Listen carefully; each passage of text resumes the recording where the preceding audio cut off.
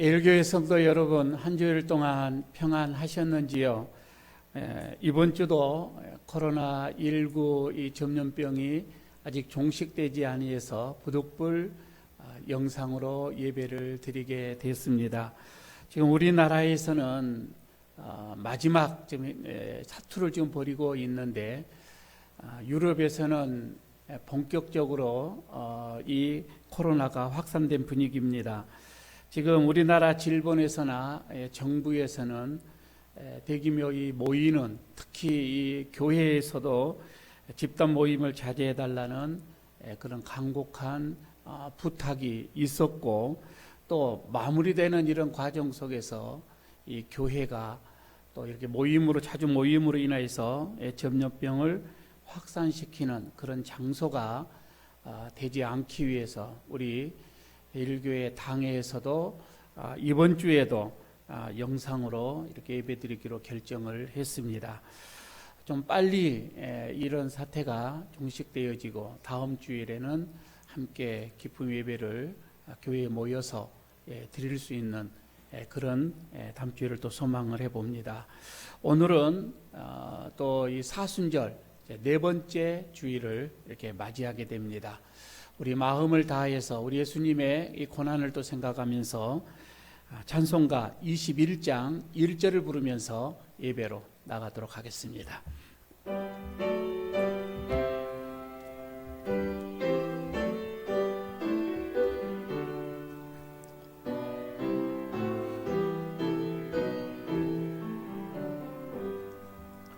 다 찬양하여라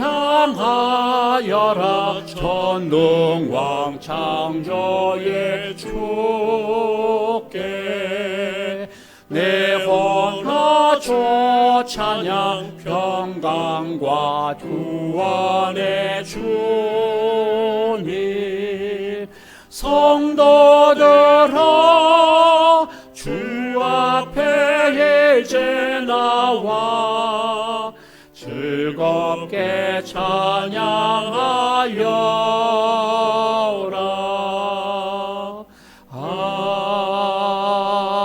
아멘. 그러므로 우리는 예수로 말미암아 항상 찬송의 제사를 하나님께 드리자. 이는 그 이름을 증언하는 입술의 열매니라. 오직 선을 행함과 서로 나누어 주기를 잊지 말라. 하나님은 이 같은 제사를 기뻐하시느니라. 하나님은 영이시니 예배하는 자가 영과 진리로 예배할지니라. 아멘.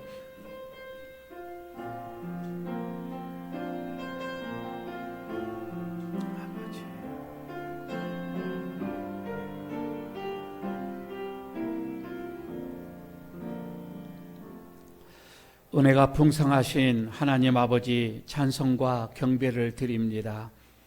성부 하나님께서 저희들을 구원하시려고 독생자를 아끼지 않으셨고 세상에 내어주셨사오니 그 큰 사랑을 찬미합니다.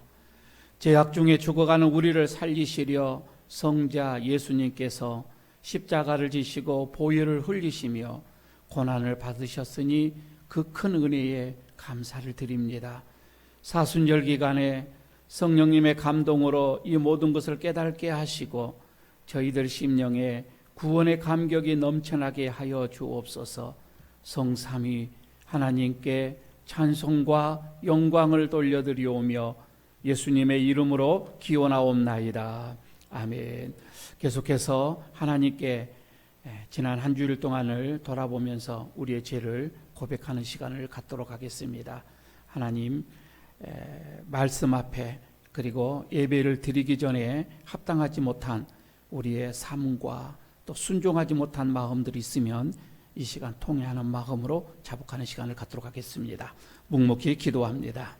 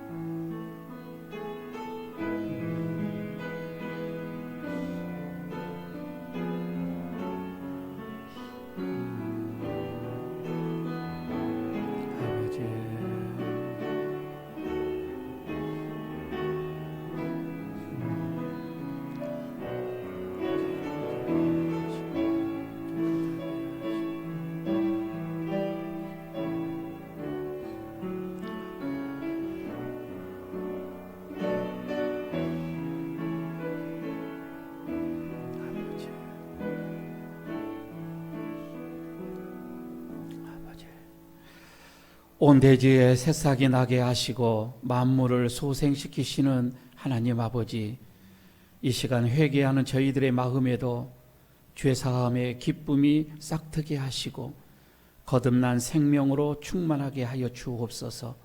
저희들은 아무런 공로가 없으나 십자가의 은혜로 은혜롭게 되었습니다. 주님의 자녀로 거듭나 구원받은 후에는 날마다 시간마다 주님의 인도하심을 받으며 살았습니다. 그러나 저희들은 내가 잘나고 내가 능력이 많아서 이처럼 잘되고 형통한 줄 알았습니다. 받은 은혜를 망각하고 교만하게 행동하다가 하나님과 멀어지고 이웃에게 외면을 당하는 처지에 놓였습니다. 마음에는 참된 기쁨과 안식이 사라졌고 우리의 심령은 메마른 나무와 같이 시들어가고 있었습니다. 이 모두가 하나님의 은혜를 잊고 주님을 멀리 떠나 살았던 결과임을 이 시간 깨닫습니다. 주님, 이제 다시금 깨닫고 참회하는 마음으로 회개하오니 우리의 이 모든 죄를 용서하여 주시옵소서. 예수님 이름으로 이 고백의 기도를 드립니다. 아멘. 주와 같은 신이 어디 있으리이까? 주께서는 죄악과 그 기업의 남은 자의 허물을 사유하시며 인애를 기뻐하심으로 진노를 오래 품지 아니하시나이다. 아멘. 사도신경으로 우리의 신앙을 고백합니다. 나는 전능하신 아버지 하나님 천지의 창조주를 믿습니다. 나는 그의 유일하신 아들 우리 주 예수 그리스도를 믿습니다. 그는 성령으로 잉태되어 동정녀 마리아에게서 나시고 본디오 빌라도에게 고난을 받아 십자가에 못 박혀 죽으시고 장사된 지 사흘 만에 죽은 자 가운데서 다시 살아나셨으며 하늘에 오르시어 전능하신 아버지 하나님 우편에 앉아 계시다가 거기로부터 살아있는 자와 죽은 자를 심판하러 오십니다. 나는 성령을 믿으며 거룩한 공교회와 성도의 죄와 죄를 용서받는 것과 몸의 부활과 영생을 믿습니다. 아멘. 찬송가 312장 부르겠습니다.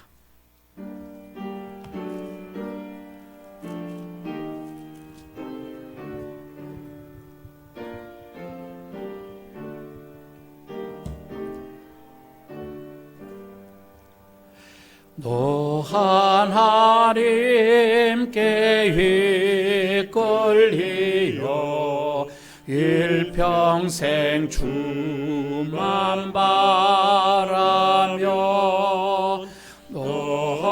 어려울 때 힘 주시고 언제나 지켜주시리. 족하신 사랑 믿는 자 그 반석 위에 서리라. 너 설레는 맘 가다듬고 희망 중 기다리면서 그 약대로 신 주의 뜻과 사랑에 만족하여라. 우리를 불러주신 주 마음에 소원하심다.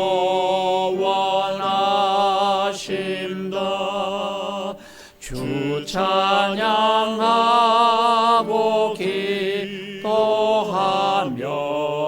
내 번번 힘써 다하라.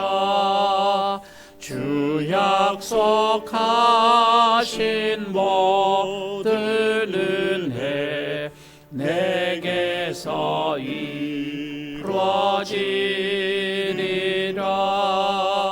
참되고 의지하는 자 주께서 기억하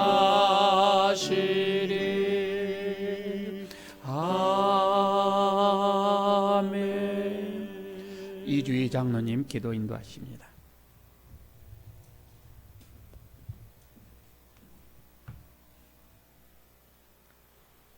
사랑과 은혜가 충만하신 하나님 아버지 감사를 드립니다. 지난 한 주간도 주님의 은혜와 사랑 안에서 거하게 해주시고 거룩한 주의 날 이렇게 예배드리게 하시니 감사를 드립니다. 하나님 아버지, 코로나 바이러스가 진정되지 않고 전 세계로 퍼져나가고 있습니다. 매일 수천 명의 사람들이 죽거나 아파하고 있습니다. 자비로우신 하나님, 우리를 불쌍히 여기셔서 긍휼을 베풀어 주옵소서.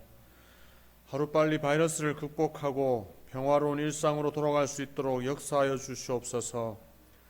방역 당국과 의료진에게 피곤치 않도록 힘주시고 환자들과 가족들을 위하여 위로하여 주옵소서. 하나님 아버지, 세상이 교회를 우려스럽게 지켜보고 있습니다. 주님 주시는 지혜로 협력하여 선을 이루게 하시고 사회적 책임을 다하고 이웃과 함께하는 빛과 소금의 역할 다하는 교회가 되게 하옵소서. 사순절 기간입니다. 이 기간 우리의 교만과 거짓과 헛됨을 돌아보게 하시고 옛사람을 버리고 새사람을 입게 하셔서 주의 부활을 기다리며 날마다 주님께로 나아가는 우리들 되도록 인도하여 주시옵소서. 말씀을 듣습니다. 전하시는 목사님 영육이 강건하게 붙들어 주시고 목사님을 통해 주신 말씀을 사모하게 하시고 말씀으로 무장하여 세상을 이기는 넉넉한 믿음을 허락하여 주시옵소서. 각 처소에서 영상을 통해 드리는 예배입니다.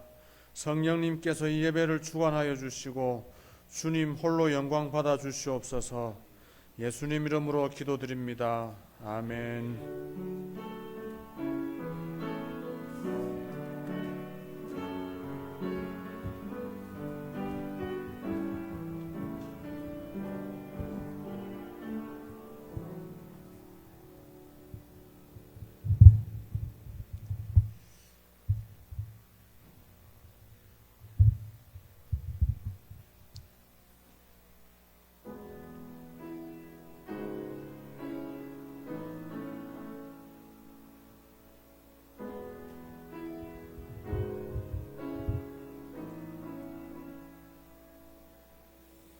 너희 안에 이 마음 품으라. 그리스도 예수의 마음이니 사람의 모양으로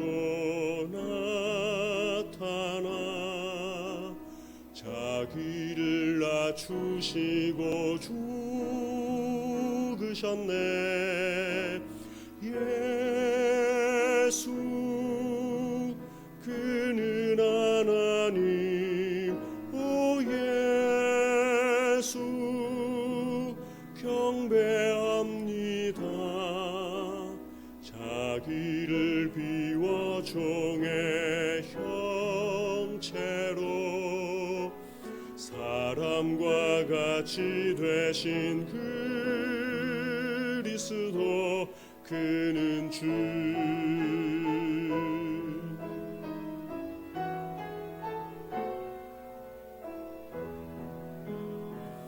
그는 주 예수 그리스도 모든 무릎 꿇고 모든 입으로 그리스도 영광 돌리리.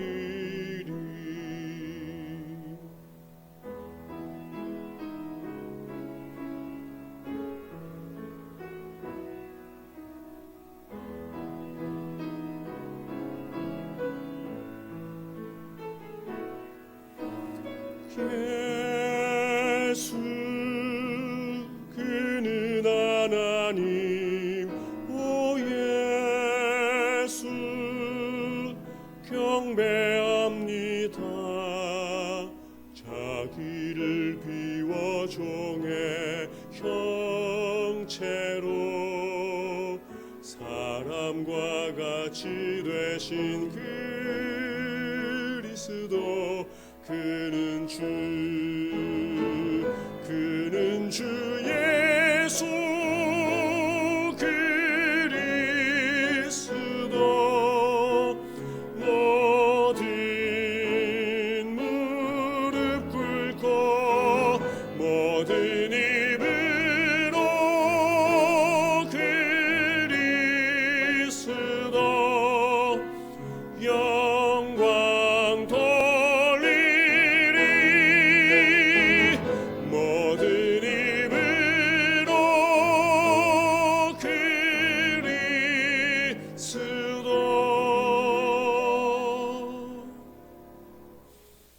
영광 돌리리 너희 안에 이 마음 품으라 그리스도 예수의 마음이니 지극히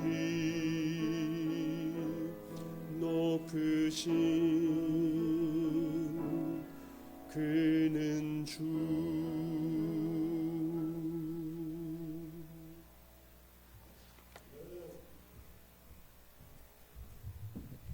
감사드립니다. 오늘 하나님께서 우리에게 주시는 말씀 봉독합니다. 요한복음 9장 1절에서 14절까지의 말씀입니다.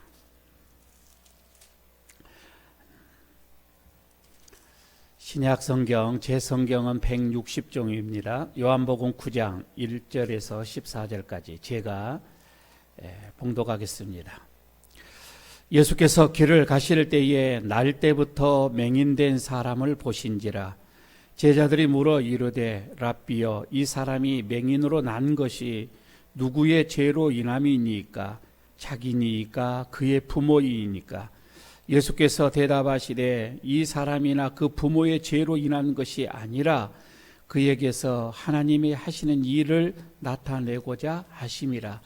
때가 아직 나심에 나를 보내시는 이의 일을 우리가 하여야 하리라. 밤이 오리니 그때는 아무도 일할 수 없느니라. 내가 세상에 있는 동안에는 세상의 빛이로다. 이 말씀을 하시고 땅에 침을 뱉어 진흙을 이겨 그의 눈에 바르시고 이르시되 실로암 못에 가서 씻으라 하시니 실로암은 번역하면 보냄을 받았다는 뜻이라.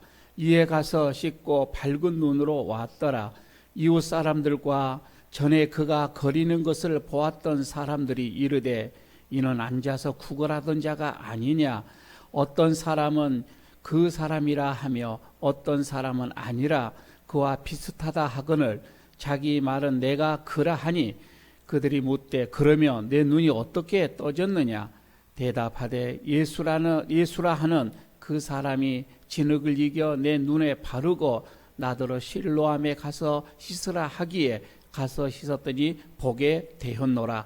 그들이 이르되 그가 어디 있느냐. 이르되 알지 못하노라 하니라. 그들이 전에 맹인이었던 사람을 데리고 바리새인들에게 갔더라. 예수께서 진흙을 이겨 눈을 뜨게 하시는 날은 안식일이라. 아멘. 이 사진 한번 보실까요? 이 사진은 손진욱 씨라고 하는 분인데 야구 선수는 아닙니다. 아니고요. 여러분들 지금 왼손을 들고 있는 손목을 자세히 보면은 좀 수술한 자국이 많이 보이게 될 것입니다. 이 사람이 2015년도에 작업장에서 일을 하다가 손이 절단이 됐습니다. 그리고 의수라고 하죠.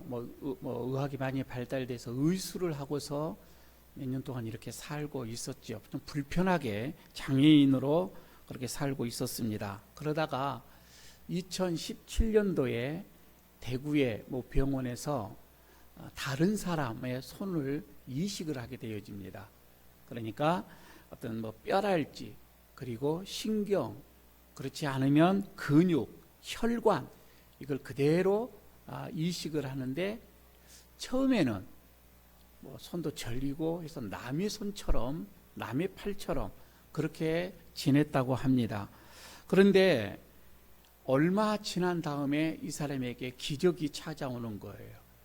정말 이 손이 수술했던, 그 이식 수술했던 손이 감각이 오기 시작을 하고 손가락이 움직임이 오기 시작을 합니다.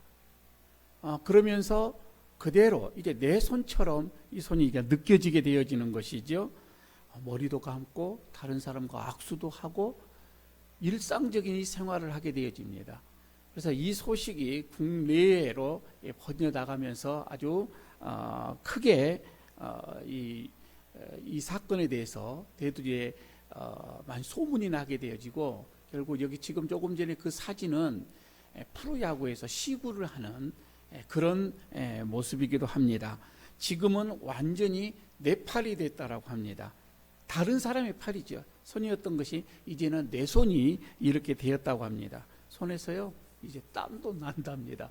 땀도 나기도 하고, 운전도 하기도 하고, 낚시도 하고, 모든 일상생활을 다 똑같이 이렇게 하게 되어졌다라고 하는 그런 기사가 있었습니다.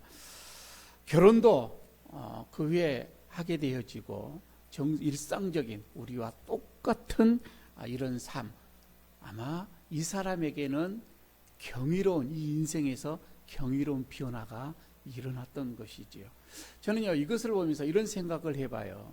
우리에게도, 우리 인생에게도 누구든지 예수 그리스도를 영접하게 되어지며 우리의 삶도 경이로운 변화가 일어난다고 하는 것이지요. 그래서 고린도 후서 5장 17절에 이런 말씀이 있습니다. 그런즉 누구든지 그리스도 안에 있으면 새로운 피조물이라. 이전 것은 지나갔으니 보라 새 것이 되었도다 라고 말씀을 하고 있는 것이지요. 오늘 본문 속에서도 이런 인생의 경이로운 변화, 그런 체험을 한 분이 나오게 되지요. 신학장애인, 그가 예수님을 만남으로 인하여서 그의 인생이 완전히 경이로운 삶으로 바뀌어지는 그 모습을 우리가 보게 되어집니다. 예수님께서 하루는 안식일에 성전에서 나와 길을 걸어가고 있을 때에 날 때부터 시각장애인을, 맹인을 만나게 되어집니다. 그런데 그 순간에 제자들은 굉장히 궁금한 게 있었던 거예요. 정말 이 사람이 날 때부터 이 장애인으로 태어나게 되어졌는데, 시각장애로 태어나게 되었는데 그 원인이 뭐냐고 하는 거예요. 제자들에게는 그때 당시 그들이 가지고 있었던 율법의 생각으로 인해서는 두 가지로 유축을 볼 수가 있는 거이죠. 하나는 태중에 있을 때부터 죄를 지은 것이었을까? 다분히 태중에서도 죄를 지었다라고 생각을 할 수도 있었던 거고, 좀 더 깊게 들어가면은 부모의 죄가 유전적으로 이렇게 나타나는 것이 아니었겠는가라고 하는 제자들의 궁금했던 것이었던 거죠. 그래서 예수님께 이 사람이 날 때부터 이렇게 맹인으로 시각장애인으로 하는 것이 누구의 죄입니까? 라고 오늘 본문에서 나오게 되는 거잖아요. 그런데 우리 예수님께서는 제자들의 생각과 전혀 반대의 모습으로 우리에게 말씀을 해주고 있습니다. 그게 아니다. 이건 그 누구의 죄로 인한 것이 아니라 이것은 하나님께서 일을 하시기 위하여서 하나님의 일이라고 이렇게 답하시는 것이 3절에 나와 있습니다. 예수께서 대답하시되 이 사람이나 그 부모의 죄로 인한 것이 아니라 그에게서 하나님이 하시는 일을 나타내고자 하심이라. 이렇게 말씀을 하시는 것이 나오죠. 그러니까 여러분, 장애라고 하는 것은 누구의 죄 때문에 오는 것이 아니라 이 말입니다. 누구의 죄, 이게 아니라 하나님의 영광을 위함이다 라고 하는 것으로 우리가 정리를 할 수가 있겠잖아요. 장애는 죄로 인한 결과가 아니라고 하는 것입니다. 행여 여러분, 우리가 주변에서 많은 이런 장애인들을 보게 되어지는데 우리가 그런 시각으로 봐서는 죄의 결과라고 그런 시각으로 봐서는 안 되겠지요. 누구의 책임을 묻기 위한 현상도 아니라고 하는 것입니다. 이것은 하나님의 섭리가 여기 안에 있다.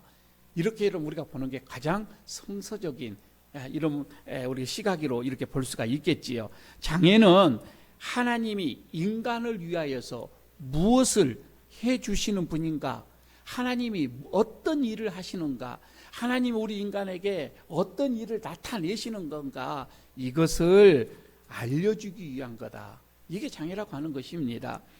그의 고난을 통해서 하나님께서 자비를 베풀고 은혜를 베풀고 그리고 긍휼을 베풀어서 결국은 하나님께서 영광을 받으시는 그런 결과를 우리에게 말씀을 하고 있는 거이지요. 그래서 예수님께서 7절에서 그렇게 말씀을 하시잖아요. 이르시되 실로와 못에 가서 씻으라. 이렇게 말씀을 하고 있지요. 예수님께서 이 시각장애인의 그 눈에 진흙을 이렇게 발랐다. 그리고 어루만지셨다. 그리고 실로와 못에 가서 씻으라 하심으로 세상의 빛으로 오신 증거를 보여주셨던 거죠. 이게 사진에 보면은 아마 이런 모습이 아니었겠는가. 워낙 이 사건이 유명해서 많은 이런 게 영화로 또 이 그림으로도 이렇게 그려졌던 것이지요. 아마 그래서 그가 눈을 떴던 거이죠. 그리고 빛을 봤던 거이지요. 이것은 뭐예요? 예수님께서 빛으로 오신 분이라고 하는 것을 그에게 나타내고 모든 사람들에게 나타내는 거. 그래서 하나님의 일, 그러니까 누구의 죄로 있는 것이 아니라 하나님의 일을 나타내시기 위하여서 그는 날 때부터 이렇게 장애로 태어났다라고 하는 것을 오늘 여기서 보게 됐지요. 자, 여러분, 우리가 먼저 좀 더 이 성경 속으로 들어가기 전에 이런 장애인들을 맞이하는, 또 장애인들을 대하는 그 나라들을 이렇게 보게 되어지는데, 장애인의 이 복지 수준이 높은 나라일수록 선진국이라고 하는 것을 우리는 잘 알고 있습니다. 어느 나라가 선진국이냐? 이거는 다른 말로 말하면 장애인들을 어떻게 복지를 우리가 이렇게 마련해 놓느냐, 이렇게 볼 수도 있는 것이지요. 대부분의 선진국들을 보게 되면 장애인들을 이렇게 복지 수준이 굉장히 높게 이렇게 나타나 있습니다. 우리나라에서도 이 장애를 둔 그 부모님들 말이에요. 부모님들이 많은 이민을 가게 됩니다. 이런 장애 시설이 좋고 복지가 좋은 나라로 이민을 많이 가게 되어지는데, 그분들이 하는 말, 한국에는 아직 장애인들을 위한 편의시설이 너무 부족하다라고 이렇게 얘기들을 하고 있지요. 그러나 어떤 편의시설보다도 더 중요한 것이 뭐냐면 마음속의 편견이에요. 장애인들을 바라보는 시각, 편견이 더 무섭다고 하는 것이잖아요. 멸시감을 준다고 한다든지, 그렇지 않으면 뭔가 분명한 천벌을 받아서 저럴 거야 라고 한다든지, 부모가 무엇을 잘못했길래. 지금 여기에서 오늘 본문에서 성경 보면은 꼭 제자들의 모습처럼 그렇게 시각으로 바라보는 경우가 많이 있는 거이지요.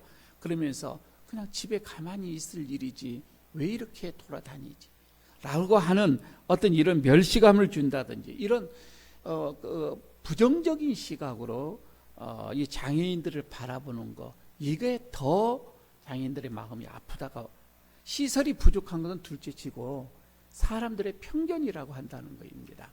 하지만 선진국에서는 몸이 불편한 사람들에 대하는 어떤 시각, 태도가 굉장히 다르다라고 얘기합니다.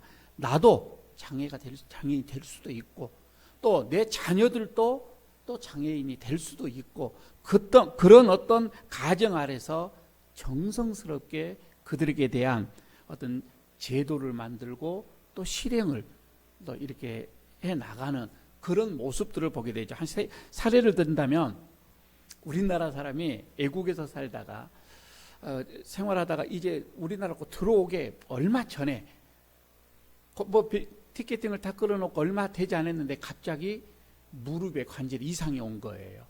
그래서 병원을 갔는데 병원에서 더 이상 걸어서는 안 됩니다 하면서 휠체어를 이렇게 타라고 얘기합니다. 그 순간부터 휠체어를 타고 공항으로 오고 우리나라에서 병원에 오기까지 평생 동안에 이렇게 좋은 대접을 받아본 적이 없다라고 하는 거예요. 그리고 그와 동행하는 보호자도 엄청난 대우를 받았다고 하는 거예요. 그만큼 외국에서는 장애인들에 대한 각별한 어떤 이런 대우, 사랑이, 특별한 사랑이 있다라고 하는 것이지요. 우리나라에서는 4월 20일이면 장애인의 날이라고 이렇게 정해져 있습니다. 2008년도에 그걸 정해놨던 것이지요. 그래서 장애인 차별금지라고 하는 게 2008년도에 이것도 법적으로도 이렇게 명시가 되어져 있습니다. 2008년도에 그 헌법을 보게 되어지면 구제에 관한 법률, 그러니까 장애인에 대한 구제에 관한 법률, 차별에 관한 법률, 이것을 명시를 해 놓았습니다.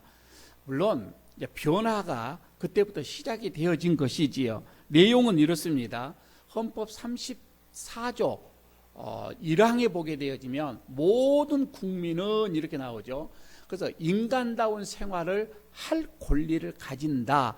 이렇게 해놓고는 5항에서는 뭐라고 했느냐면 신체 장애자, 그리고 질병, 그 다음에 노령, 이런 기타 사유로 생활의 능력이 안 된 자들, 생활의 능력이 없는 국민은 법률적으로 정한 대로 국가의 보호를 받는다. 이렇게 규정을 해 놓았습니다.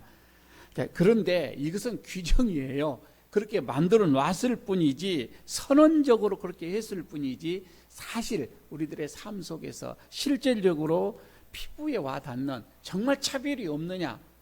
사실 차별이 많이 있지요. 많이 있습니다. 그 차별을 크게 네 가지로 나눌 수가 있어요. 네 가지의 차별이 뭐냐면, 그 첫 번째가 장애라고 하는 그 이유만으로 인하여서 어떤 참여, 어떤 그 활동을 하는데 굉장히 배제를 시키는 거예요. 그러니까 취직을 한다든지 그러면 면접에서 이미 차별화를 시켜버리는 거죠. 불합격을 시키는 거죠. 이런 차별이, 그래서 고용이나 어떤 교육의 차별이 첫 번째고요. 두 번째는 건물을 짓는다든지 어떤 교통시설을 이렇게 마련해 갈 때에 또 각종 어떤 행사를 계획할 때도 다 비장애인들을 기준에 맞춰서 해놓은 거예요. 그러니까 차별이 없어야 된다면은 장애인들에게도 똑같이 참여할 수 있는 어떤 그들의 참가에 지장이 없도록 해줘야 되는데, 그들이 참여하기는 많은 방해가 되어지는, 이거는 간접 차별이 되겠지요. 그리고 세 번째는 참가한 이 장애들을 위한 어떻게 보면 소통, 의사소통이 안 된다는 겁니다. 그러니까 수활할지, 점자랄지, 공간 마련이라고 할지, 이런 것들이 어떤 편의 제공이 전혀 안 되는 그런 차별을 받게 되어지죠. 사실 장로님, 우리 교회도 새로 어떻게 교회를 조금 바꾸고 시설을 바꾼다면 어느 장애인도 쉽게 예배를 똑같이 드릴 수 있는 그런 어떤 이 시설을 마련해 놔야 되는 거거든요. 이게 차별이 없는 것이지요. 그러나 장애인들은 같이 우리와 예배를 드리기에는 많은 차별을 받고 있는 이런 모습이지요. 네 번째는 더 심각한 게 이제 폭력, 그리고 괴롭힘, 어떤 비하적인 언어 사용, 어떤 따돌림, 이런 차별들을 받게 되어지는, 지금 사실 아직도 이런 부분들이 해결되어 있지 않는 것이지요. 그래서 우리나라는 법률적으로 이제 규제를 해놨습니다. 이런 차별 행위가 있으면 법적으로 처벌을 받는다. 이렇게 사실도 이렇게 되어져 있는 것이지요. 이 법 앞에서 저는 누구보다도 우리 그리스도인들은 오늘 예수님의 이 말씀을 더 깊게 한번 생각을 해보자고 하는 것이지요. 장애인도 똑같이 하나님의 형상으로 지음을 받은 자들이, 그리고 하나님께서 내려주신 그들의 어떤 인권의 주체예요. 그들도 우리와 똑같다라고 하는 것이지요. 이 세상을 또 우리가 살다 보면 누구든지 내 자신도 원치 않는 장애를 입을 수가 있다라고 하는 그런 어떤 전제 아래서 내 가족도 그렇게 될 수가 있다. 나도 그렇게 될 수가 있다. 여러분, 그런 마음으로 우리는 장애인을 똑같은 마음으로 차별이 없는 따뜻한 사랑과 배려, 이런 차별이 없어야 한다라고 하는 것을 우리는 말씀 속에서 또 공부를 해봅니다. 우리나라에서 2019년 작년이죠. 이 작년에는 우리나라에서도 이 장애인들의 등급을 매기는 것을 폐지를 시켰습니다. 아마 기억을 하실 거예요. 옛날에는 장애 1등급, 2등급, 3등급 이렇게 정해졌는데 지금은 다 이거를 폐지를 시켰지요. 이거는 장애인에 대한 지원이 어떤 등급에 따라서 차등을 이렇게 제공하면서 이거는 어떻게 보면 개별적인 욕구를 고려하지 못하는 점을 이렇게 보호하는 거다. 이렇게도 이렇게 봐지기도 하지요. 그러니까 앞으로는 수요자 중심 장애인 자원 체계가 완전히 구축될 수 있도록 이렇게 지금 보인다고 하는 거이지요.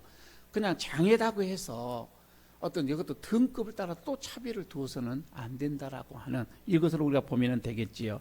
그래서 장애인 일자리 어떤 이런 또 공급도 일자리 공급도 원활하게 더 많이 우리가 똑같이 이루어져야 되고 같이 경쟁을 해줘야 되는 거고요. 삶의 어떤 그 질도 좀 향상이 되어져야 되고요. 여러분, 어떻게 보면 이런 것들을 우리가 관심을 갖고 노력하는 것이 더불어 함께 살아가는 예수님의 어떤 그런 세상, 예수님의 어떤 사상, 예수님의 어떤 이런 이 사랑, 이것이 편만하게 이루어지는 것이 아니겠는가 이렇게 생각을 합니다. 그런데요, 오늘 이 본문 속에서 보면은 이 바리새인들이 시각장애인들을 바라보는 이 태도가 너무 다르다라고 하는 거입니다. 하나님의 어떤 이 말씀을 연구하고 하나님의 말씀에 어떤 이런 중심에 서 있다라고 하는 이런 바리새인들 말입니다. 이 사람들을요, 오늘 성경서에 보니까 지금 눈 먼 사람이 예수님으로 인해서 눈을 떴지요. 눈을 뜨고서 이제 바리새인들 사이에서 아주 분쟁이 일어나는 것을 보게 됩니다. 그들은 이 눈을 뜬 부모들을 먼저 부릅니다. 그리고 자초지종 확인을 하게 되어지는 게 본문에 나오지요. 부모들은요, 바리새인들이 무서웠어요. 이 앞에서도 그런 일이 있었기 때문에. 그래서 그냥 당사자인 아들에게 가서 물어봐라, 이렇게 그냥 미루고 맙니다. 바리새인들은 어떻게 해서든지 예수님의 이 사역에 어떤 이 손상을 입히기 위하여서 그 목적으로 장애인이었던 이런 사람의 가족까지도 지금 이렇게 괴롭히는 것에 서슴지 않는 그 모습을 오늘 여기서 볼 수가 있지요. 눈을 뜬 사람이 바리새인 앞에 섭니다. 그 옛날과는 전혀 다르게 이제는 전혀 그들을 두려워하지도 않습니다. 그리고 내가 눈 뜬 사실을 그대로 증거를 이렇게 하게 되지요. 바리새인들이 여기서 어찌할 수가 없었습니다. 그리고는 뭐라고 얘기를 하냐면은 네가 죄 가운데서 태어났기 때문에 이거는 어떻게 보면 혈통에 대한 모욕이죠.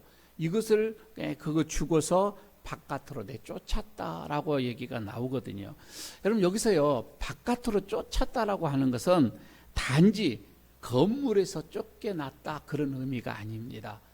이 말씀은 바깥으로 쫓겨났다 이 말은 이스라엘의 이런 어떤 종교의 이 단체, 이 세력으로부터 출교를 당했다 그 말이거든요.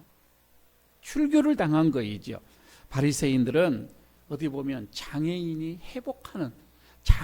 회복되어지는 것까지도 정치적인 행위로 몰고 가요. 참 이런 것을 보게 되면 얼마나 이 바리새인들이 야비하는 건가를 우리가 볼 수가 있지요. 이런 바리새인들을 향하여서 예수님께서 외치는 말씀이 있습니다. 예수님이 그들을 향해서 말하죠. 이게 41절을 보시기를 바랍니다. 41절에 너희가 맹인이 되었더라면 죄가 없으려니와 본다고 하니 너희 죄가 그대로 있느니라. 이런 말씀을 하고 있지요. 여러분, 이 말씀은 뭐냐면, 만약 시각 장애인처럼 빛을 간절히 바라는 마음이 너희 마음속에 있다고 한다면 하나님의 구원을 갈망했을 것이다, 이 말이 되겠지요. 그러나 그들은 교만에 빠져서 구원의 빛을 지금 이게 배척을 하는 모습입니다. 자, 여기에서 이제 우리 예수님이 하시는 일을, 그리고 이 하나님이 하시는 일을 여기서 보게 됩니다. 저기요, 신약에 와서만 이런 장애인들을 이 차별 없이 대하라, 예수님 시대에서만 그랬던 것은 아니에요. 꼭 이것은 예수님의 사상만이 그런 게 아니라 이미 사실 율법에서도 이 얘기를 누차 얘기를 한 거였거든요. 특히 레위기 19장 14절에서 보면 이 말씀이 나옵니다. 너는 귀먹은 자를 저주하지 말며 맹인 앞에 장애물을 놓지 말고 내 하나님을 경외하라. 나는 여호와이니라. 이렇게 말씀을 하고 있지요. 그러니까 청각장애자, 시각장애자 이런 사람들을 배려를 해야 되는데, 이 배려하는 것과 하나님을 경외하는 일을 지금 나란히 놨던 거예요.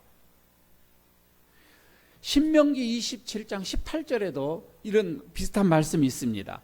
맹인에게 길을 잃게 하는 자는 저주를 받을 것이라 할 것이요 모든 백성은 아멘 할지니라. 어떻게 보면은 이 명령의 말씀도 그냥 유사의 말씀이죠. 장애인을 어떻게 보게 되면 하나님을 섬기는 것처럼 같은 맥락에서 봤다는 것이지요. 우리 특히 모세도 하나님과 대화를 하는 중에 이런 얘기가 나오잖아요. 모세가 그럽니다. 나는 입이 뻣뻣해서 말을 잘 못해서 바로 앞에 갈 수가 없습니다. 하나님의 명령한 것을 자꾸만 이 모세는 감당하기 어렵다고, 그 사명을 감당하기 어렵다고 얘기를 할 때에 하나님께서 모세에게 이런 얘기를 하시지요. 출애굽기 4장 11절에 이렇게 말이 나옵니다. 누가 사람의 입을 지었느냐? 누가 말 못하는 자나 못 듣는 자나 눈 밝은 자나 맹인이 되게 하였느냐? 나 여호와가 아니냐? 이렇게 말씀을 합니다. 하나님께서 장애가 있는 사람까지도 친히 지으셨다라고 말씀하는 부분입니다. 여러분요, 우리가 이런 것을 보게 되어지면 이제 오늘 예수님께서 날 때부터 시각장애인을 봤다는 그 시각이 하나님께서 지으셨다라고 하는 것을 우리는 볼 수가 있는 거잖아요. 우리가 잘 아는 1880년도에 태어났던 이 헬렌 켈런을 우리는 잘 알 것입니다. 이 사진을 여러분 우리가 이건 물론 장성할 때이지만 이 사람이 2살 때에 심한 열병으로 인해서 눈이 어두워졌고 시각장애인이 왔고 귀도 다 다듬어져 버렸던 것이지요. 그때부터 이 아이는 난폭한 성격으로 바뀌게 되어집니다. 그 누가 와도 그를 이렇게 가르칠 수가 없었던 거죠. 그런데 그에게서 설리번이라고 하는 교사가 나타나지요. 그는 철저하게 예수님의 사랑, 그리스도의 그 사랑을 그에게 심어줍니다. 그리고 그는 차츰차츰 변화를 받게 되어지지요.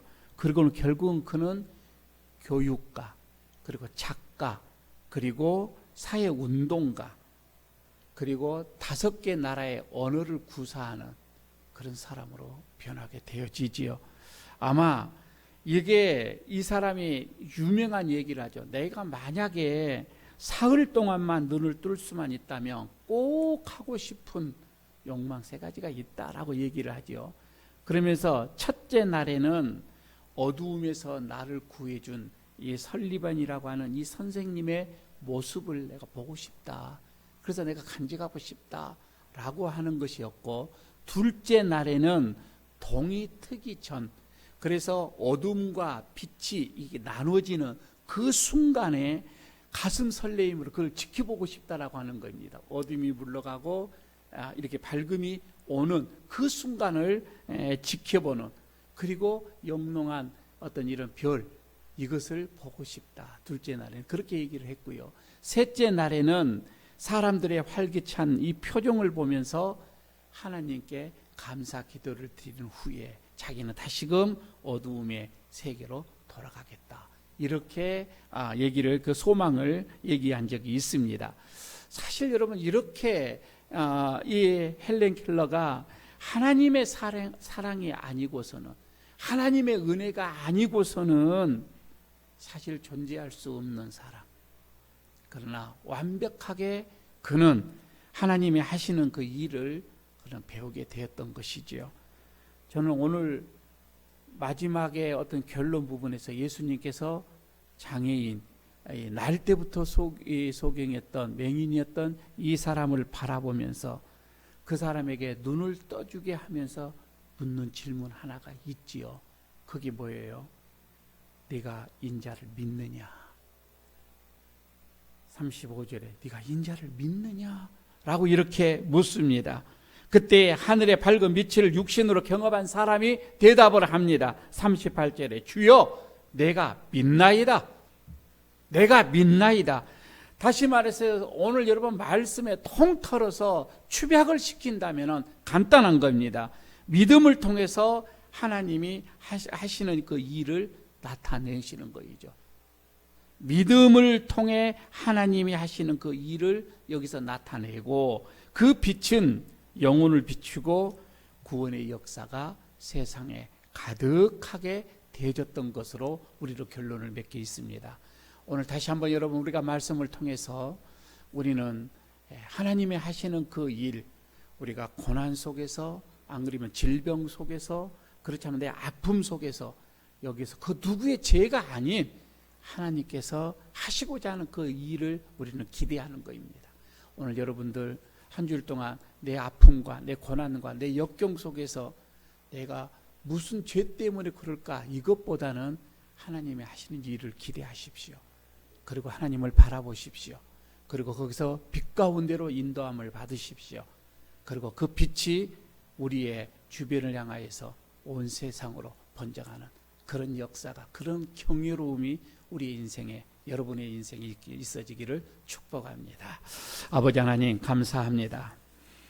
오늘 날 때부터 맹인된 사람, 많은 사람들은 누구의 죄가 있어서 이런 장애인이 됐다라고 얘기를 하지만, 우리는 하나님의 말씀 속에서 하나님의 하시는 그 일을 하시기 위하여 장애로 태어나는 것을 말씀 속에서 바라봅니다.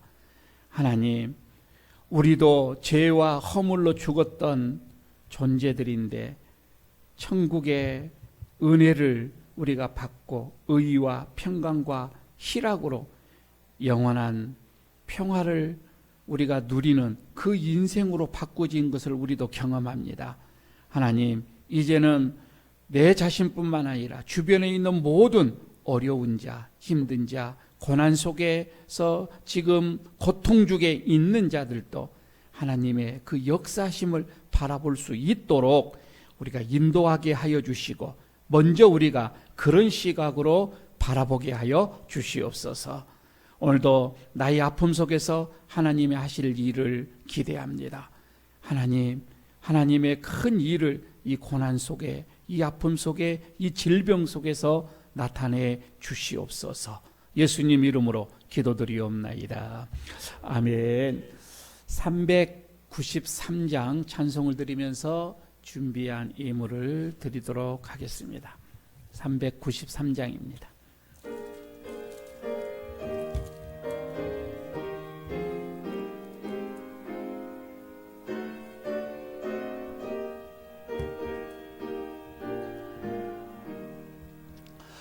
오 신실하신 주 내 아버지여, 늘 함께 계시니 두려움 없네. 그 사랑 번창고 날 지키시며 어제나 오늘이 한결같네. 호신실하신 주, 호신실하신 주, 날마다 자비를 베푸시며 일용할 모든 것 내려주시니 오신실하신 주, 나의 구주. 봄철과 또 여름, 가을과 겨울, 해와 달 별들도 다 주의 것. 만물의 초영광 드러내도다. 신실한 교사라 나타내네. 오신실하신 주, 오신실하신 주, 날마다 자비를 베푸시며 일용할 모든 것 내려주시니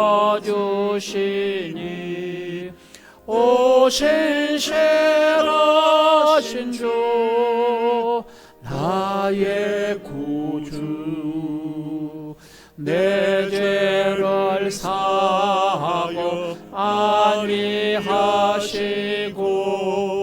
주친히 오셔서 인도하네. 오늘의 힘되고 내일의 소망, 주만이 만복을 내리시네. 오신실하신 주, 오신실하신 주, 날마다 자비를 베푸시며 일용할 모든 것 내려주시니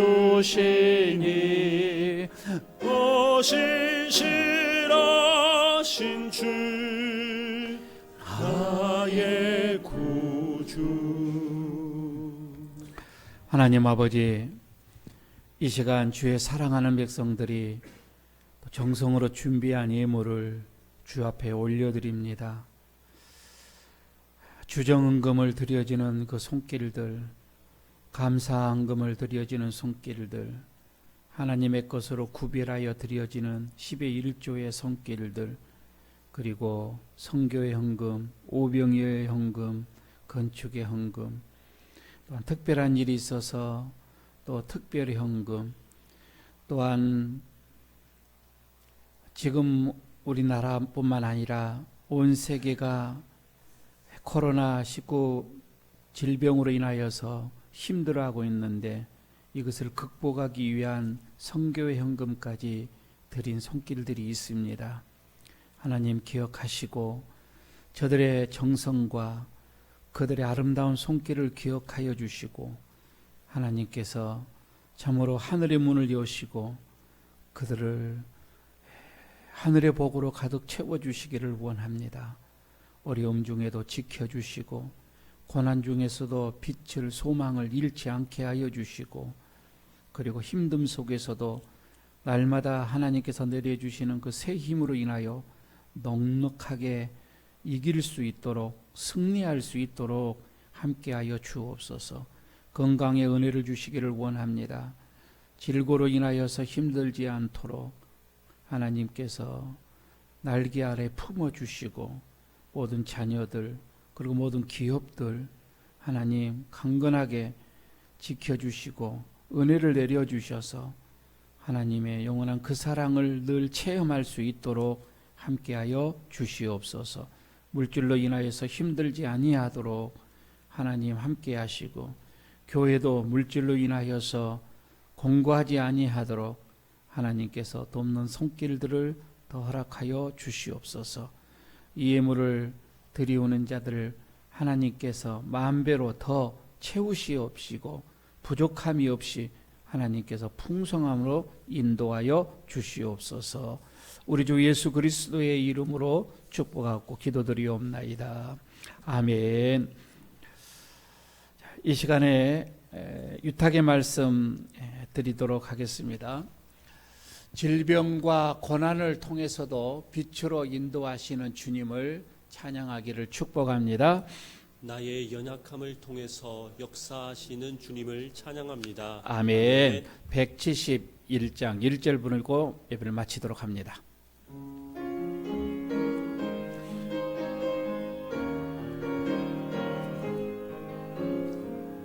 하나님의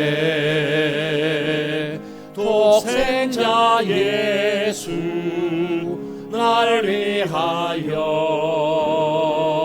오시었네. 내 모든 죄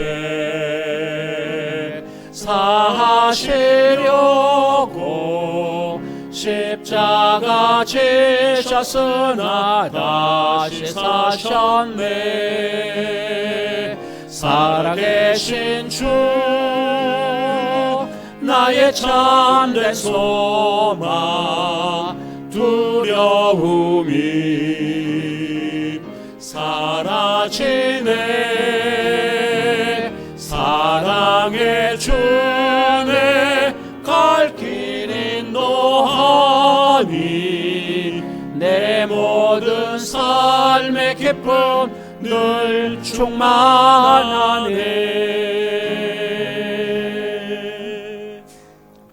이제는 우리의 영원한 소망이 되시는 우리 주 예수 그리스도의 은혜와 장애인들까지도 하나님께서 하실 일이 있으시기에 또 태어나게 하시고 이끌어 가시고 사랑을 이렇게 심으시는 하나님의 그 놀라우신 사랑하심과 우리를 늘 그리스도의 십자가 앞으로 인도하시고 하나님을 바라보게 하시고 어떠한 상황과 형편 속에서도 거기에서 하나님의 그 영광을 나타내도록 우리를 이끌어 가시는 성령님의 함께 하심과 교통하심과 충만하심과 축복하심이 오늘 가정에서 예배를 드리는 모든 성도들의 심령 위에, 그 가정 위에, 그 기업 위에, 그리고 우리 교회 위에, 이 나라 이 민족 위에까지 영원토록 함께 하시기를 간절히 축원하옵나이다. 아멘.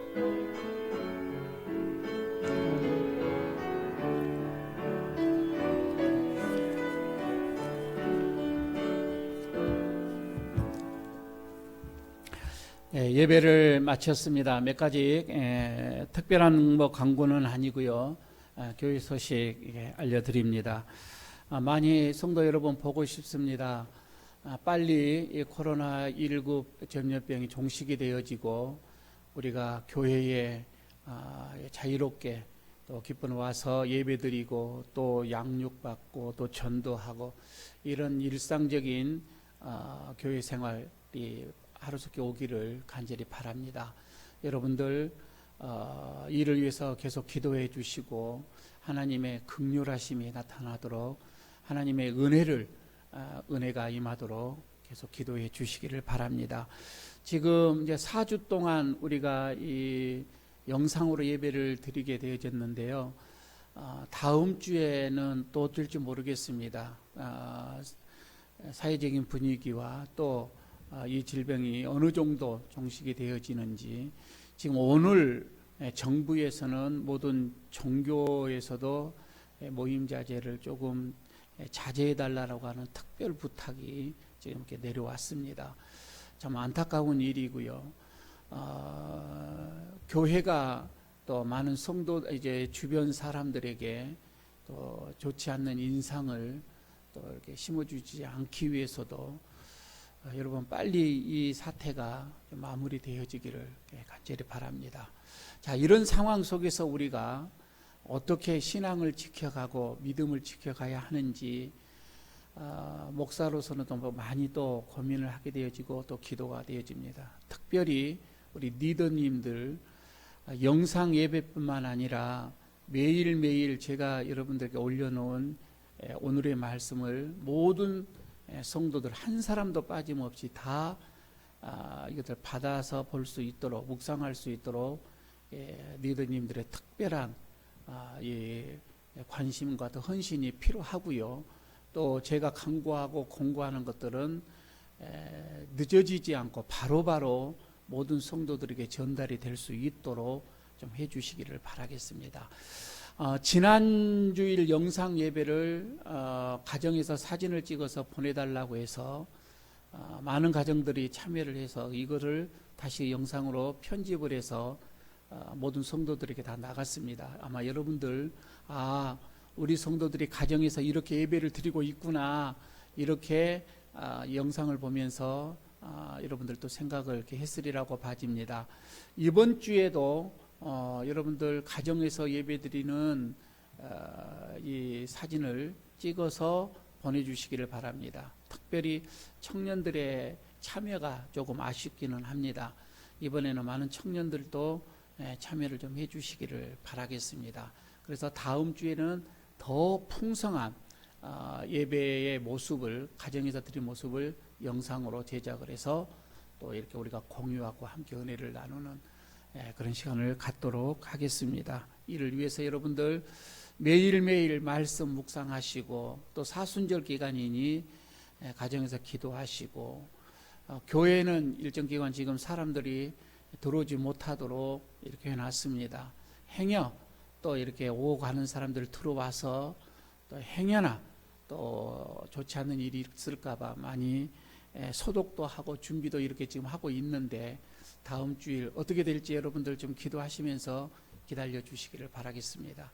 우리 당에서도 최선을 다하여서 일을 교회에 대해진 일들을 심사숙고하고 또 의논하고 있습니다. 여러분들 한 주일 동안 평안하시고요. 우리 어르신네들 건강 특별히 신경 써주시고요. 강건하시고요. 평안한 가운데 한 주일 동안 보내시기를 바라겠습니다. 오늘 예배를 마쳤습니다.